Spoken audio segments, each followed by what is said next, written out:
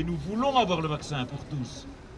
Mais dans le monde, ils rendent la vaccination impossible. Stop au brevet contre le vaccin, c'est ce que demandent les centaines de manifestants rassemblés mardi soir sur la place du Luxembourg. Ils dénoncent le fait que l'État privilégie le profit de certaines grandes entreprises à la production massive du vaccin. On vit dans un système qui est malade, où c'est toujours les plus riches qui deviennent de plus en plus riches et les plus pauvres qui subissent toutes les conséquences, avec des pays enrichis qui dominent clairement des pays appauvris. Et du coup, je pense que la lutte pour le brevet, mais en général pour l'accès aux soins de santé, accès à un système de santé stable et correct est indispensable.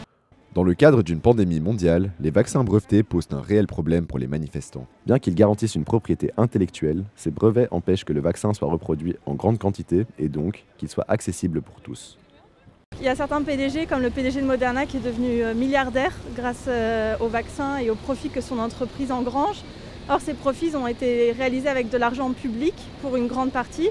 Et de plus, ça devrait être un bien public. On en a besoin pour résoudre la crise. Et tant qu'on ne comprendra pas qu'il faut vacciner une grande partie de la population mondiale et pas seulement la population des pays riches, on ne s'en sortira pas. Et on le voit de nouveau aujourd'hui avec les nouvelles mesures qui sont prises. C'est un cycle sans fin. Au cours de cette année, François Hollande ainsi que plusieurs autres personnalités se sont exprimées en faveur de cette levée. Le Parlement s'est saisi de ce débat et a voté en mai un amendement pour lever les brevets.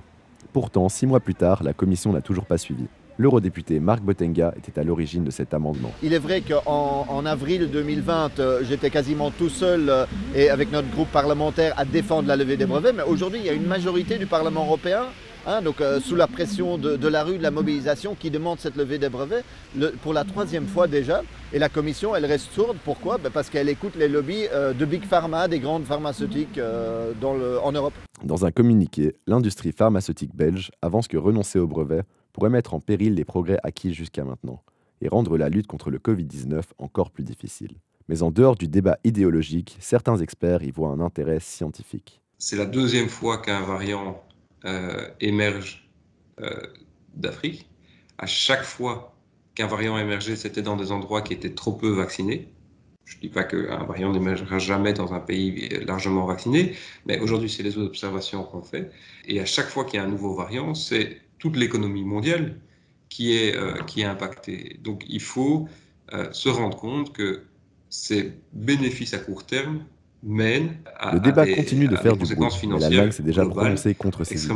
La levée des brevets n'est donc sans doute pas pour demain.